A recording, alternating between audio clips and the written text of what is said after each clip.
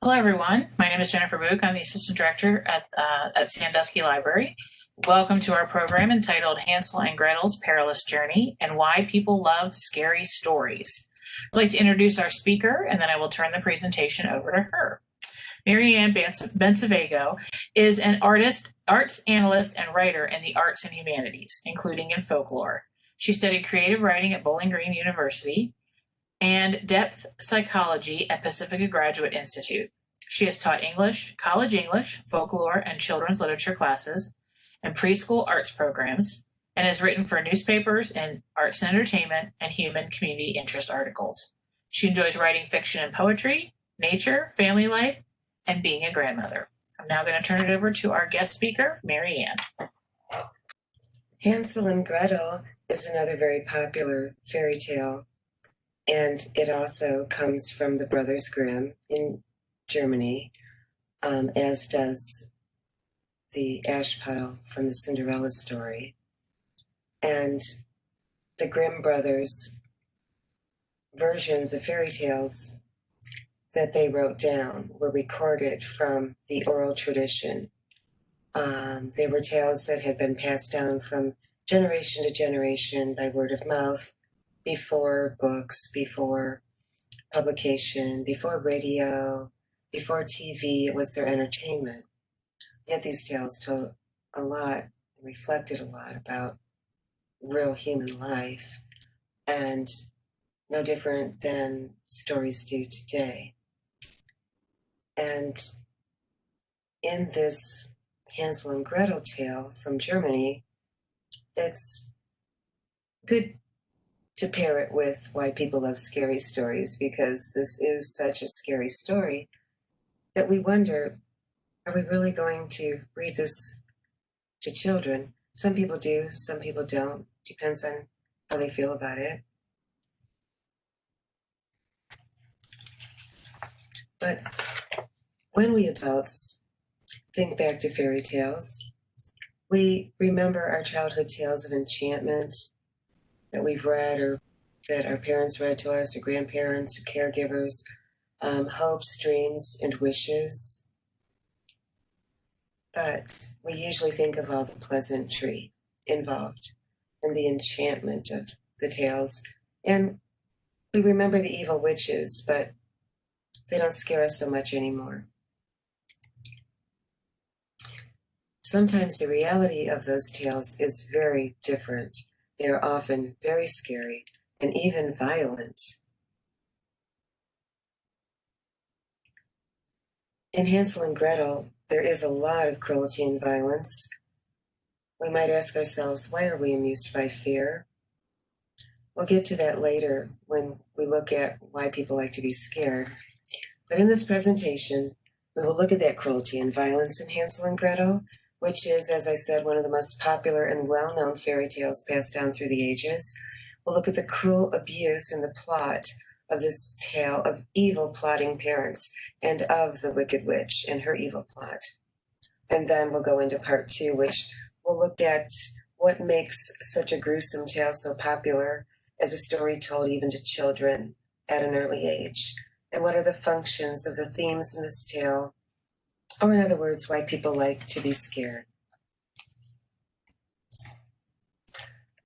This is a simple chart of what folklore is and does. It's a summary. It's not detailed. It's very basic, and the fairy tales are included. Fairy tales are a way of teaching fables and their morals. B, retribution, reward and punishment, which usually seems to appear as if it is from divine fate. There's some justice, and that 1B, retribution, it goes hand in hand with 3A, B, and C, having faith in the world, that there is some kind of order or logic to human experience, almost as if some divine fate too can be a part of that at times. And also just in the simple, you reap what you sow, or karma, and the reasons and rewards to social responsibility. So there's all reasons and ways in which the retribution or justice is administered. It can be human or seemingly divine. And then we talk about comments on human behavior in the fairy tales when we're analyzing the tales. We compare and contrast the social rules and customs from different tales, from different cultures within the same type of tale, or between the characters, who's kind, who's mean, who should be punished, who should not. And this brings us all to a way of knowing what we should do. What are the social rules in our community, in our tribe? What are the customs of our nation, our state, our community, our village, our tribe, our family? Rituals of behavior to feel safe and connected, such as a bedtime ritual. The bedtime story itself became a ritual of feeling safe and connected and assured that you were all tucked in and cozy at night. And that's when we give our thanks for those things. And we also give thanks for all the things that give us sustenance, such as food, farming, hunting, planting, gardening. These were all very important to the old days too, before we had grocery stores to just go pick up a steak or cottage cheese or salad or whatever. And as a way of knowing what we stand for, who are we? What do we stand for? Are we going to tolerate this kind of abuse or this kind of behavior at our household, in our community, in our school, in our organization? Are we going to let terrible things happen? As a way of believing, I already went over this in regards to the category of one, but in having faith in the world and the order of logic and reasons and rewards, social responsibilities, and as I said, these elements commonly overlap. So there are some alarming themes appear in Hansel and Gretel, along with some not so alarming that are more common. We have hunger, poverty, famine, and survival. We have abandoned children lost in the woods, and the ordeals and the tasks that pertain to them being lost and what they have to get through to find their way home and to be safe again.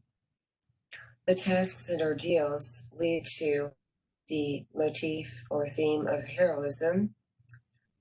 Hansel and Gretel become heroes in the story by defeating the wicked witch. We have the cruel, evil stepmother, which is so common in all these tales and in all the Cinderella type tales as well, as we're more familiar with. We have a foolish father and foolish husband who makes poor decisions, disillusions, and betrays his children. He is an absent father. Most of these tales about a stepchild or an orphan is usually an absent father motif where the father turns a blind eye to the abuse, or else he turns a deaf ear to the abuse. He doesn't want to know or hear what's going on, or he's just oblivious to it because he's off doing something else. Now, in Hansel and Gretel, the father is foolish enough to listen to his mean, old, cruel, evil wife's plot to get rid of his children. Instead of putting his foot down and making a stand for his children, he listens to her. And he's so, the old expression would have been henpecked, I guess, that he goes along with her. and she badgers him and badgers him. So there's where that idea of pecking comes in. The motif of strangers, do not take candy from them. We say that today. And apparently that was said in one fashion or form in the days of yesterdays. And the Wicked Witch also has ordeals and tasks that she sets up for the children that are cruel. And then the children have also the ordeal and the task of getting rid of her, which overlaps with abandoned children lost in the woods. It's their being lost pertains to the Wicked Witch, of course, and because they encounter her out there when they're lost. We have the motif of cannibalism. The Wicked Witch is a cannibalist. She wants to eat the children. And as we go, we'll talk a little bit more about that. Retribution, goodness rewarded, evil punished. We went over that last slide. Helper animal. Most of these fairy tales have animals that help the good. They are best buddies, companions, magical creatures that come and do things for the hero of the story or the protagonist. You are always pro the protagonist. When there's somebody that is cheers on the antagonist more than the protagonist, I'd watch out for that person. She's probably a wicked old witch. And in this tale, the helper animal happens to be a duck, which is very fitting since they're crossing water at the time. We'll go into that a little bit later. And most tales have a happily ever after or something of the sort. This is one of those tales where that happily ever after is actually questioned.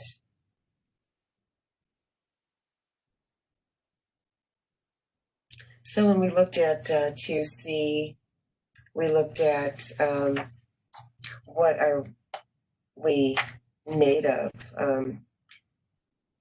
Sorting who we are and what we stand for is like saying, well, what are we made of? You know, in this tale, the father stands, as I've mentioned already, and tolerates the wife's abuse of his children. And I did say before also that it happens when she plots to abandon them in the woods to die. What is the depth or breadth, width of our love, compassion, and dedication? The children are faced with this most difficult question, their expectations, when they find they are betrayed by the parents, especially from the father, with that old expression of, oh, blood is usually thicker than water. The father is the real father. The stepmother is not their actual mother. And these tales are not to say that step families cannot be real and actual at all. It's just the way they come out in the tales is that it's usually a step parent. However, my friend from Germany told me that if you live in Germany and you are told these stories, it's not necessarily a stepmother or a stepfather. It's very often the actual parent, one's quote unquote real mother, does this. After all, the real father goes along with this. So it could have just as easily been a real mother. And some variations of the tale apparently have that. I've never come across one, but my friend tells me they're out there. She was born there and lived there. Two basic hunger themes in this tale. One is an inability to nurture with provision of food. So there's physical hunger. And the other is an inability to nurture due to lack of character. The children hunger for their father's or parents' love. All children do. And when the famine comes and they can't provide for their children, they're poor, the stepmother decides that since they can't feed the four of them, what's the sense in all of them dying? Let's just take she says to her husband, the children out to the woods and let them die out there. Now, the father tries to protest. Oh, no, we can't do that. They might get attacked by animals and they're my children. I can't do that. But he does give in because she badgers him. So, what are you made of? We could say to the father, you didn't have that inner moral compass going on within. You didn't use reason. You didn't have the strength to stand up to this cruel, evil person. So we also see later, and this is just one additional comment, only one is appeared on the screen right now. We see later that Hansel uses breadcrumbs to mark his path home, his and Gretel's. But the task fails because the crumbs are eaten by the birds. What does this suggest about what the idea of home normally signifies to a child, but not in this house? He would want to go back home if lost. Most people would not abandon their children out in the woods. It would not be the reason for the children being lost.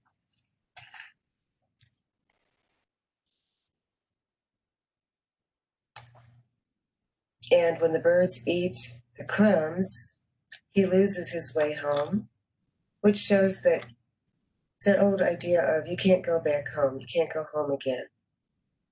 And it shows that probably he should not have gone home again, at least not yet, because they're going to be taken back out into the woods again if the task fails. They were taken back out in the woods the first time. They got out there, they were put out there, and then they followed the stones home that Hansel laid out, as we'll see. And then the second time after they're home, the parents just take them back out into the woods again. Just really, I don't know why they would have, I guess they felt that it was less dangerous than meeting a stranger. So, as I said, the father's inner moral compass is missing. And it's interesting that the word compass is contained within the word compassion, because it's really where compassion comes from. It's from a person who has that feeling within of a morality, have a heart, so to speak. So Hansel overhears the parents discussing getting rid of he and Gretel at night when they're asleep. And this is when all children are supposed to feel safe in bed, nice, fast asleep. And the story begs for the audience's compassion because it says that once the parents are asleep, Hansel gets up to put on his little coat. And when we hear he puts on his little coat, the littleness of the coat evokes feelings of sympathy for little children. They're just little children. Who would not want to nurture them and hug them and love them instead of throwing them out to the wolves? So Hansel, who is clever, already has a plan, a virtuous one, not an evil plan. So there's a compare and contrast of who has the better spirit on how to save his sister and himself from such a terrible fate. He does not consider doing something that would leave his stepmother out in the woods to die. His plan is more virtuous. It's not even an eye for an eye. So he gets out of bed, he gets his coat, he goes outside to gather stones.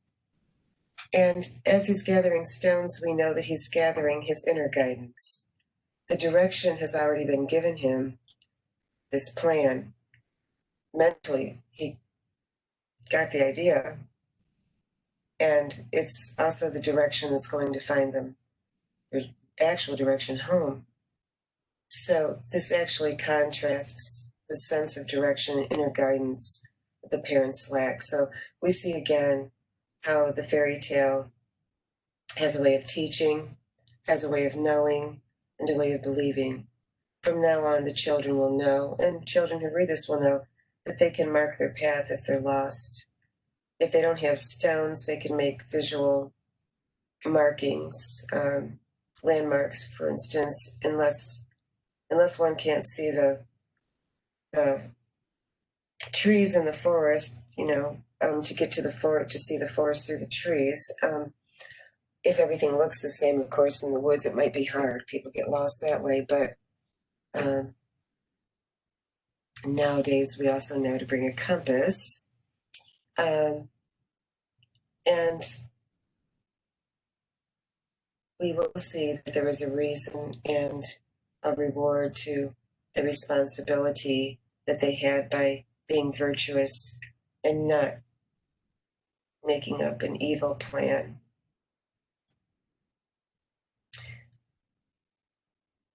We also, when we're safely tucked into bed, we read our goodnight stories. What all Hansel and Gretel get when they're tucked in bed is a nightmare story. And when we read Hansel and Gretel before bed, so do we, for a little while, until it ends. So when they're cozily tucked in and they overhear the plot, Hansel tells Gretel not to worry, and God will protect them. That's that having faith in the universe, and that there is an order or logic of human experience and in the reasons and rewards. And TB was to feel safe. You can take rocks with you or some kind of landmark. Okay. And there is also the old belief that God or a higher power or a guardian angel somehow protects little children. So the little coat is a reminder of that some magical or godly force will be with the children through the woods, such as a type of fairy godmother, perhaps. But until the end, we are not completely sure. We go through this nightmare of an ordeal with them.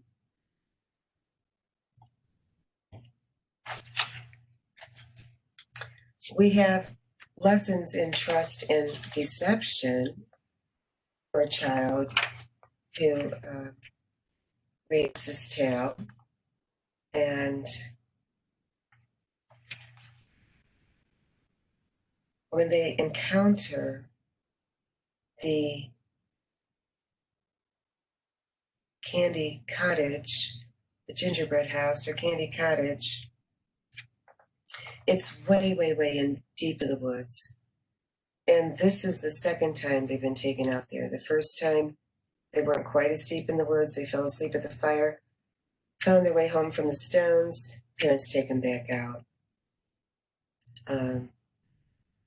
Pretty cruel. And this time, the parents take them out deeper into the wood. So we have that old saying a lot about, "Oh, you're really in the thick of it now. Oh, you got yourself in really deep right now, didn't you?" It's that whole idea of the danger. They have to learn to rely on themselves. There's a loss of innocence here. And what and who can they trust? And where does the deception and the loss of illusion come into play? Sadly enough, when it's one's own parents, it's devastating. Trust in the universe is good, and trust in parents and family. Just evil is usually thought of as out there, and somewhere deep in the woods and not in here at home. Evil can be deceptive. Not everything in the world is sweet, even if it looks like it from the outside at first. Not everyone is kind.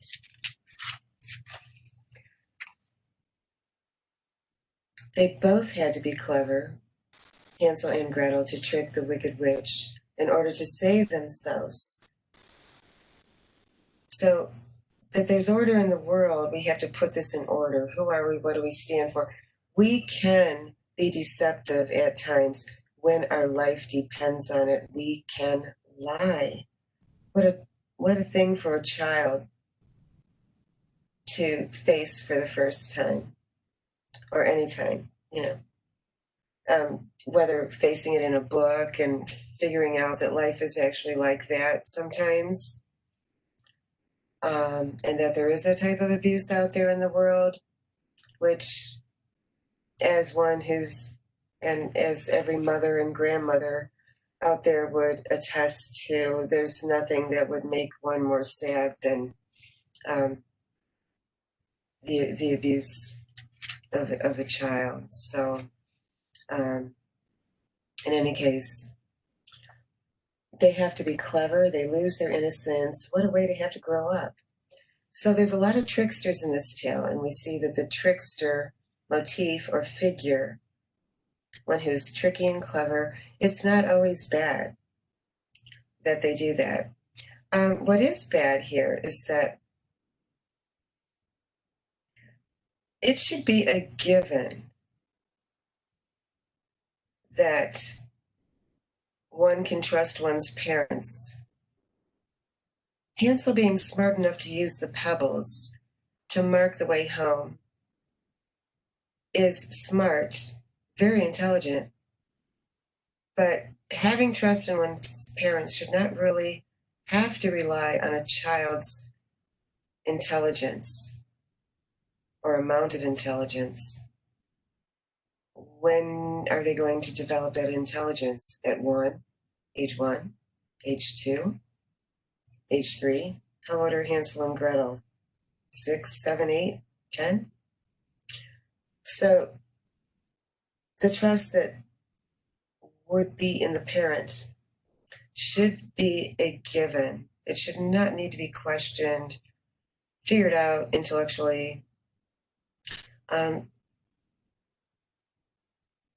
And as we said before, the next time Hansel uses breadcrumbs and that the birds eat them teaches children that crumbs should not be used as a landmark. It's a law of nature that an animal is going to come along and eat any food you leave out. So it is a lesson in survival. And Hansel could have eaten those crumbs, those chunks of bread, before he turned them into crumbs, had he not laid them down for the birds. So this actually foreshadows that there is a natural pattern of logic to the world. Well, naturally, the birds will eat the breadcrumbs. There's a logical motif or idea right there. So if it's logical that the birds will eat the breadcrumbs, then it might also be logical or natural that there's a natural sense or tendency towards justice that will come to serve the children. Divine justice, just as Hansel told Gretel, God won't forsake us, when she was crying in bed. It also teaches children to stick together in times of trouble, support one another, even when adults cannot offer support, and it teaches them to share. Gretel shares her bread with Hansel. When the breadcrumbs do not work the second time they try to get home, again, the expression, you can't go home again, and there was no nurturing or real bread in that house anyways. They were poor, no way to get fed there either. So Things would never really be the same after all of this, even if they did get back home again. And that's logical too, as we'll see later at the end.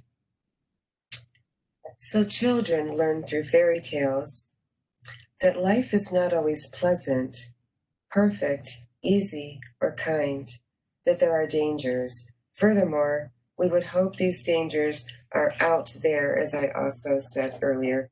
But it's sad when we find out that they're also in here. Life does not guarantee safety or comfort, not even one's home life in every case.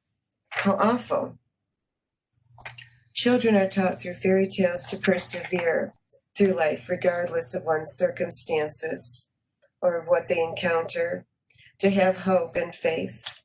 They are taught to later in life be good parents and not like the parents in this story. As I said, usually children are told not to go out into the woods and to be home at dark. There are wild animals and evil things lurking out there that could eat them or harm them. The evil witch becomes a figure who represents all the evils out there, like a wild animal that could eat them. And usually being warned by parents about evil witches being out there would scare the children into staying close to home. So that's a rule or a custom, be home at dark. And why? It's a way of knowing that there's evil out there, so that's why you have to be home at dark.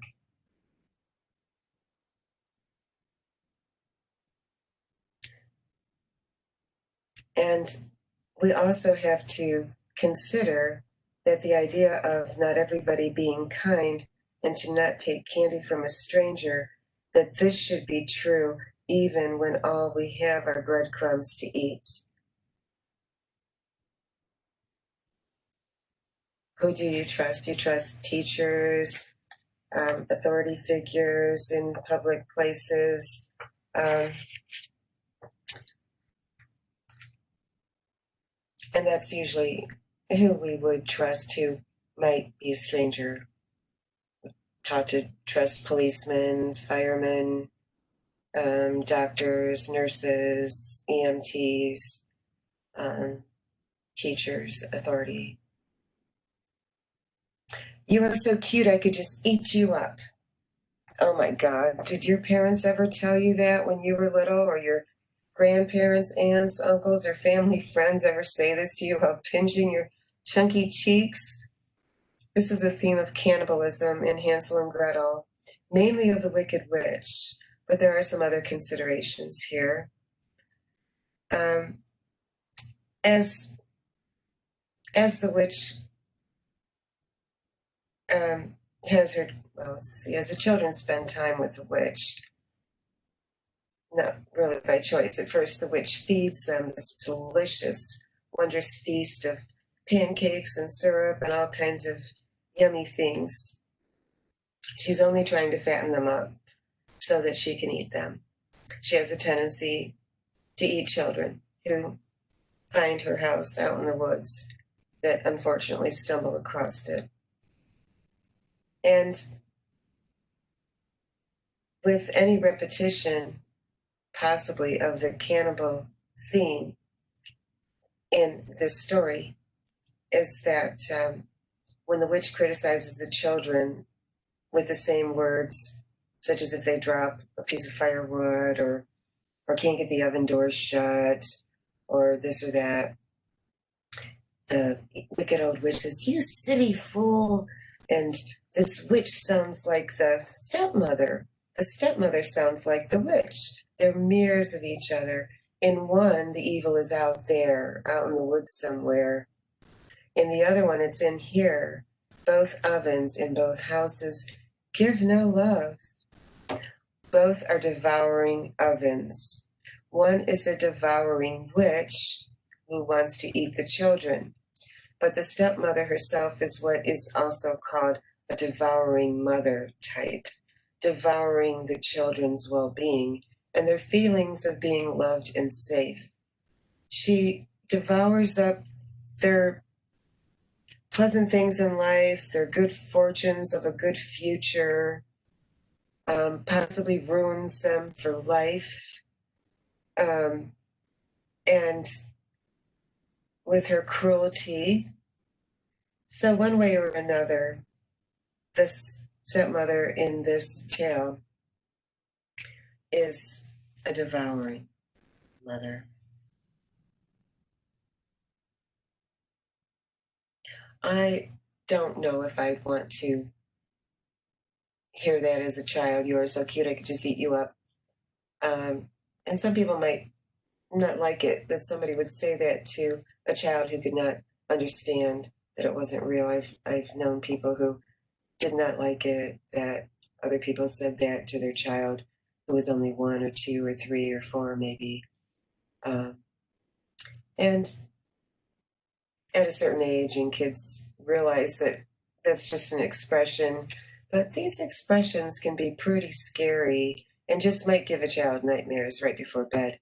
So again, we could say as Hansel and Gretel, appropriate bedtime story. Well, is it one of those sweet dreams kind of stories?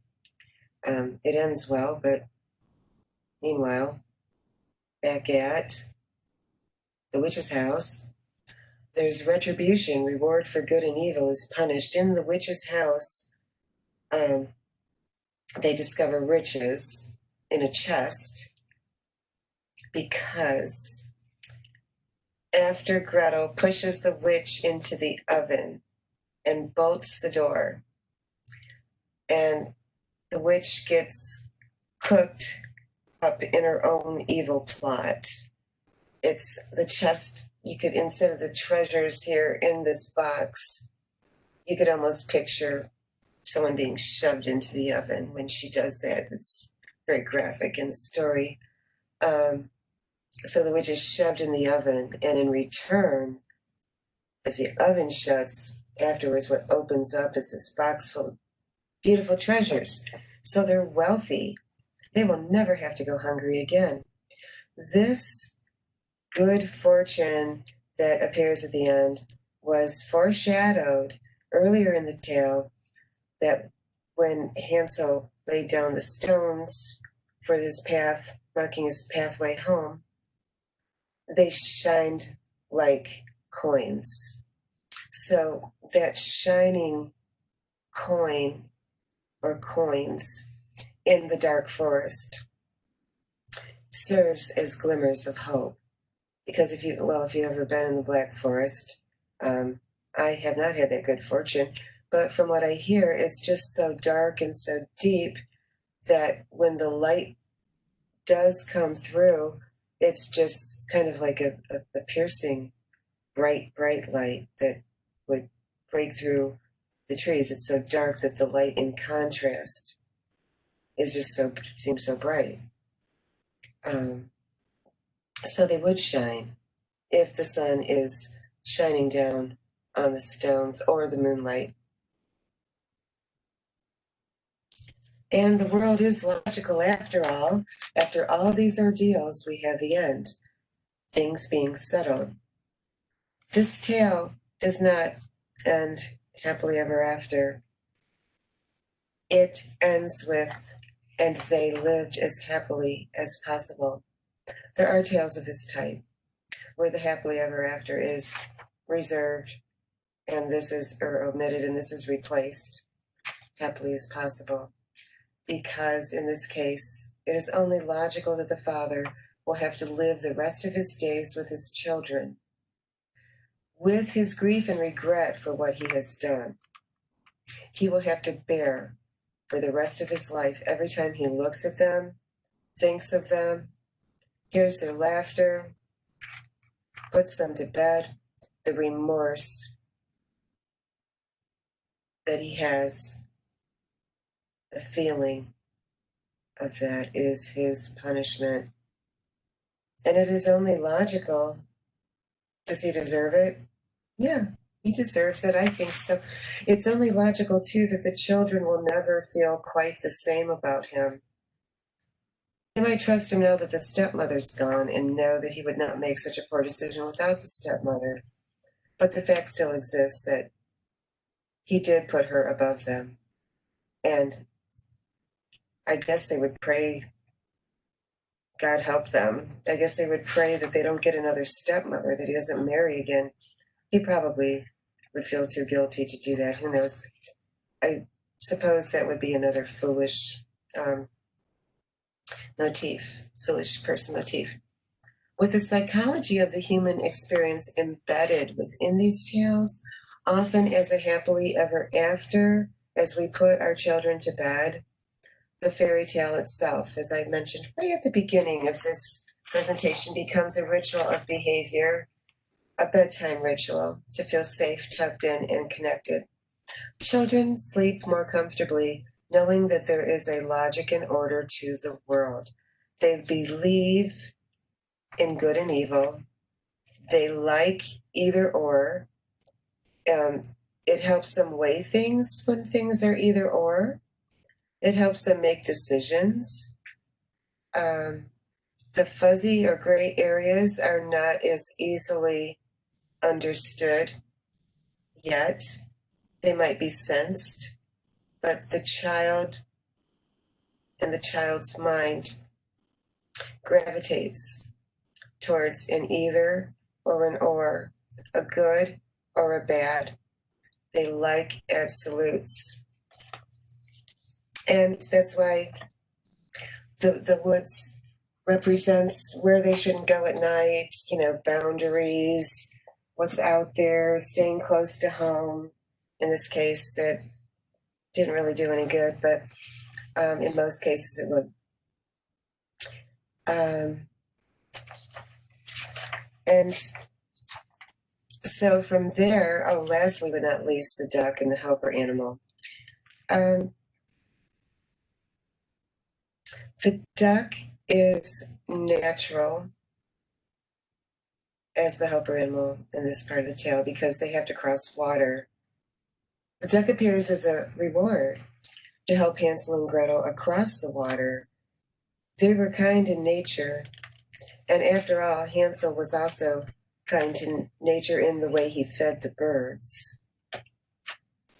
They were kind even to the stranger of a witch when they met her. They behaved politely enough at the table. The woman didn't really have a reason to hate Hansel and Gretel. They were polite and mannerly. She just hated children. Anyways, they were kind. And they're kind to take the wealth back home to their father. Could they have run off with all that wealth? Perhaps, but maybe then another stranger would have stolen it from them along some path in the woods, or they still could have been attacked. Maybe going home again was the only action they could take. Crossing the water could be perilous, just like it was perilous during the rest of the journey with the witch, since there were no stepping stones in the water. There are interesting significances to the crossing water also. Transitioning from land to water and then back to land is a really big transition, especially for a child. We don't know if they swim or not, but if there's no bridge or stepping stones, the duck was there magically, just like synchronicity appeared when it was most needed. Magical. Kind of like the right time at the right place. And the tale doesn't go about the causal factor in there, why it's there. We just kind of know in our own minds that this water serves as a bridge, and that there has to be something there to construct that construct. So they go from one physical and mental place to another when they go back home. And water also often represents the instincts or inner guidance, because it's of that watery emotional nature of knowing, of intuition, of an inner knowing. Going with one's inner flow of thoughts, of intuition. We all know that a duck would never be able to hold these children on its back to carry them across the stream. And the animal itself represents natural instincts. And that nature is kind to them in return.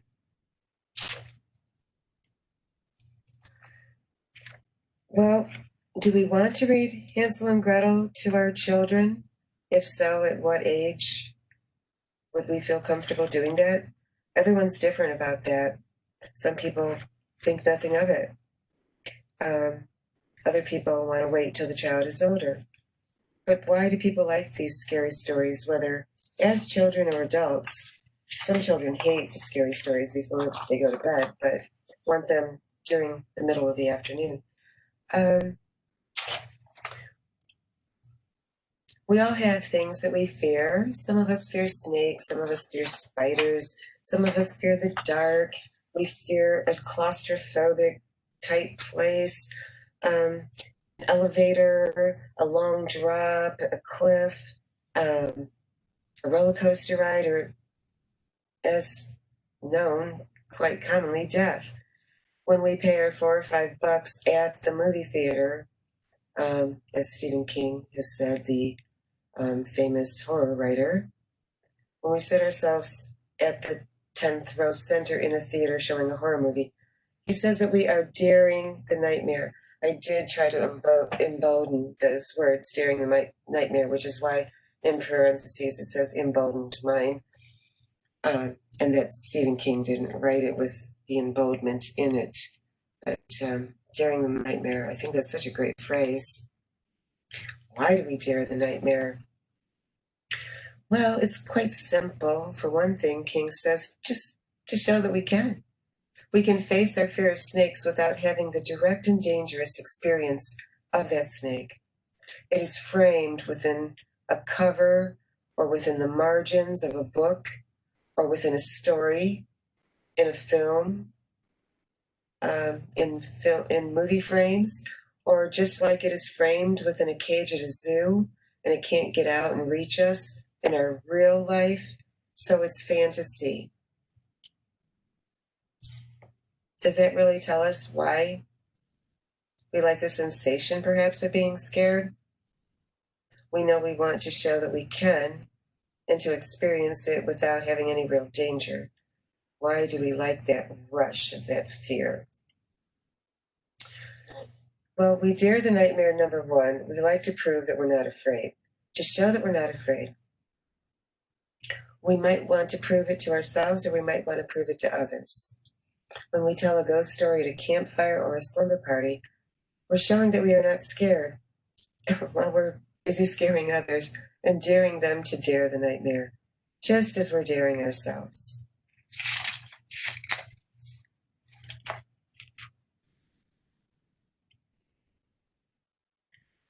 We dare the nightmare, also according to King, to show that we can ride this roller coaster. When we get the sensation of fear without being in actual danger, in the roller coaster case, it's a sense of a drop, or maybe a cliffhanger when we go down the mountains. But of course, that's more slow usually. Not always. King mentions with the safety net, with the roller coaster, there is a safety net of being in the roller coaster with the seatbelt and safety bar on, or being in the safety of a book or film. It's another type of cliffhanger, and most people love a challenge. We love suspense, especially people who love adrenaline.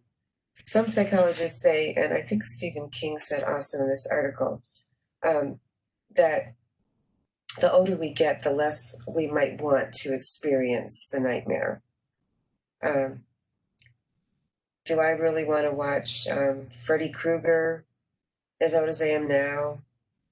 Maybe once upon a time when it was brand new and I just had to see what this rush of excitement about this horror was about. Did I ever want to see it again? No, not that one. Would I want to see it now? No, not that. I mean, I don't think it had much difference for me as I got older. I just didn't like watching that at all after the first time. Daring the nightmare lets us feel good that we're normal. We also go to the movies or read the books to reestablish our feelings of our own essential normality. We compare and contrast our lives to the lives of the people going on in the horribleness of the horror film or the terribleness of the terror. We want that cozy feeling, that warm cup of tea or cocoa in hand after we watch a horror movie.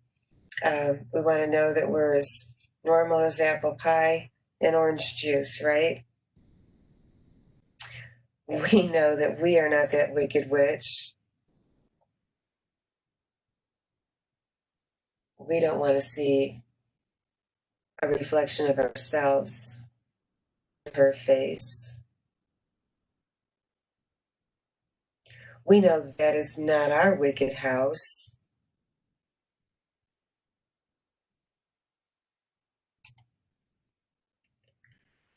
We're normal, and it's normal to like a scary story. We know that our grandmother is not the mean old wolf. And we know that no mean old wolf is going to dress up like our grandmother. Thank God there is a logic and order to the universe, right? Goes back to that chart again. So when I thought about the stones and comparing apples and oranges, I mean, we might have apples, oranges, good, evil, either or. Not to say that either one of these fruits is the evil fruit, because it doesn't quite apply to this photo here the way I would like it to more directly, but it doesn't. We'll have the metaphor here, of course. We know that neither is the orange poisonous. The apple's not poisonous, neither is the orange. But here we can still compare good, bad, either or. Reward, punishment. And we know that our lives are sweet in comparison to the nightmare. And I liked the idea of Hansel romancing the stones from the movie Romancing the Stone, with an adventure. A lot of scary stuff in there too. It situates the stones with the notion of home being home sweet home. Even after his stepmother and the father leave, he and Gretel out in the woods to be rid of them.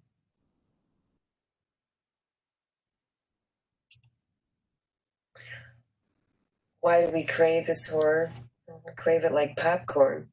We want to understand and do our case studies in our own safe space while we enjoy our popcorn or a Coke or a hot chocolate or a coffee.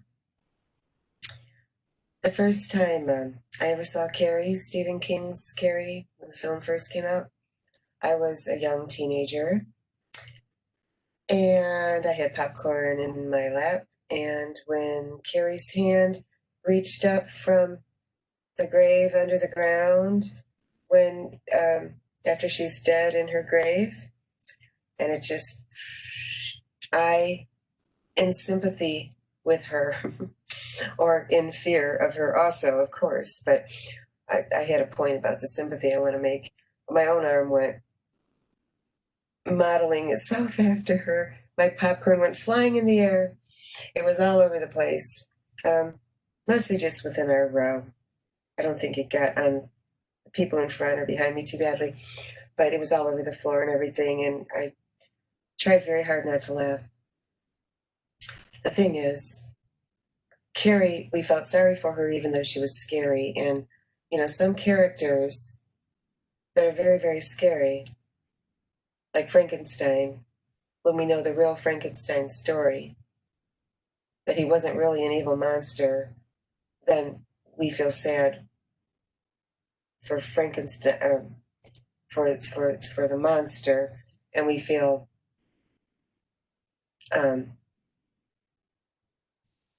in sympathy, just like Carrie didn't really mean to be evil. She happened to have these telepathic powers, and maybe she was really mad at everybody, and so everything started flying.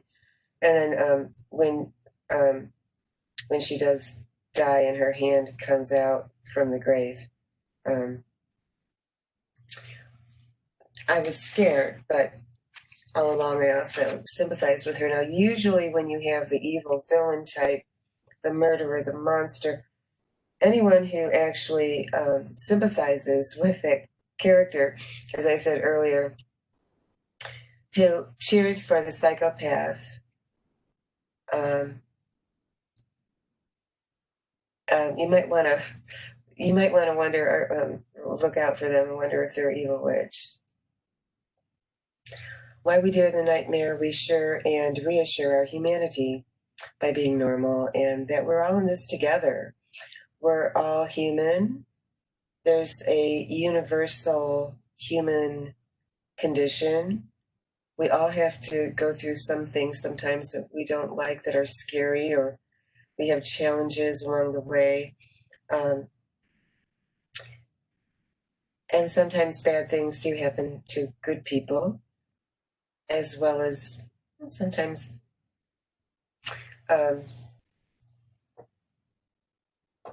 sometimes it all comes out. In the end, we want to be reassured that it's going to be okay. So if we share a brotherhood, and I added sisterhood of man, I added and woman, then we also share an insanity of man, said Stephen King. The brackets were mine. As we read about or watch other people being menaced by monsters and witches, or human monsters, we share in the fears of the human condition and sympathy. King wrote, the mythic fairy tale horror film intends to take away the shades of gray.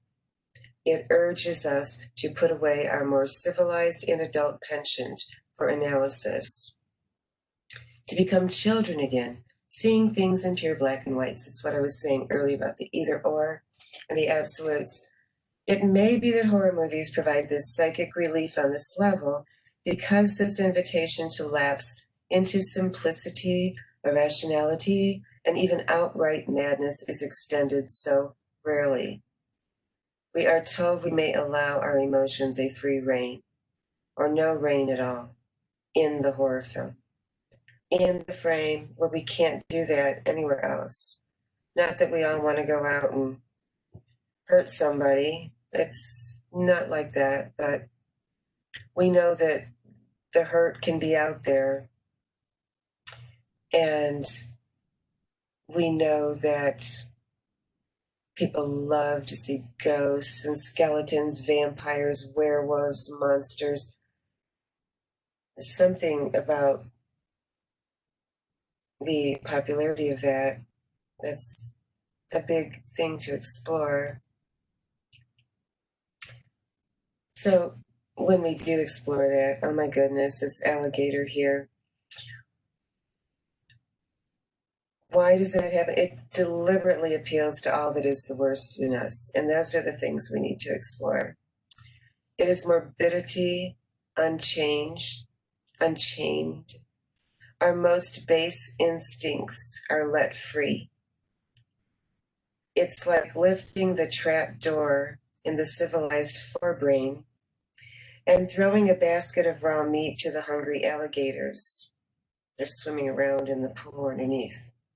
There is a bottom part of the brain that's a reptilian brain that is instinctual and it senses danger. If you've ever been almost in a car accident and you spin around and around and around in the car and everything starts going in slow motion, you're zooming in only on the danger. You can't even, it's almost like everything else turns off. Your awareness of everything else shuts down. That would be that trapdoor, reptilian, alligator type brain. Why do we bother to feed them?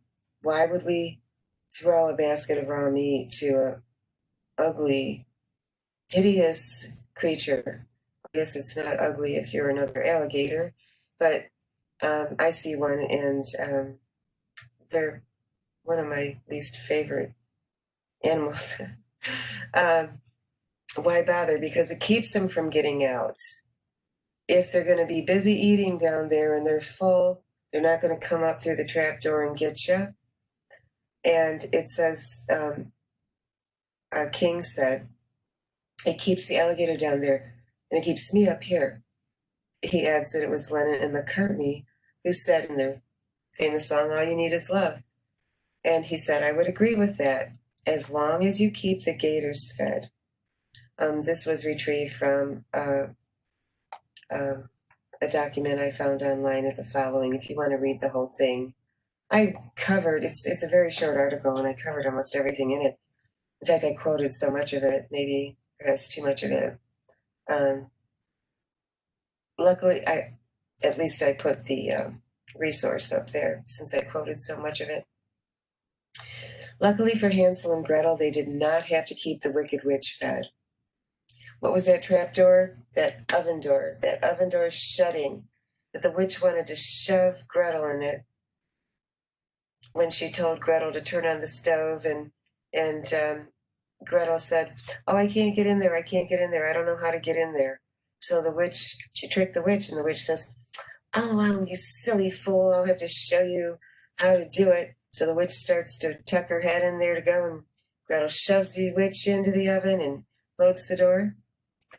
So luckily, because of Gretel's cleverness also, they're both heroes, Hansel and Gretel, they did not have to feed the witch. And they were not the witch's dinner. Creepy. And yet, I mean, the tale still feeds the human need for the fairy tale, horror tale. We have a human need for these things. The story used for this presentation is the Brothers Grimm version from Germany, as they recorded it way back when this tale was passed down orally in the oral tradition, from generation to generation, before books, records, radios, TV. This was the entertainment, to sit around the fire and tell these stories. And the most popular ones lived on up until our times. The Grimm brothers started writing them down to record them, which was the beginning of the science of folklore, of being able to analyze the tales by type, by theme, whether it's abandoned children, orphan children, evil witch, lost in woods, foolish parents, evil step-parent, all of those things, magic animal, natural forces, such as something about the wind, or the message in the wind, or something like that. There's all kinds of themes and motifs here. And there are other tales from other cultures around the world that are a lot like Hansel and Gretel, that are similar with these same themes. And if you would like other variants of this tale, you can contact Jennifer, Assistant Director at the Sandusky Library, or you can contact me, Marianne, and there's my website, www.mbency.net. And Feeney, we're at the end of the Hansel and Gretel presentation. And also, if you have any questions, just please contact us and see if what books are available. Of course, at this time, we have to check about the availability of library hours. This is being recorded during the times of our COVID. And anyways, thank you very much for listening. And I hope you all have sweet dreams and a great fortune of shining treasures ahead.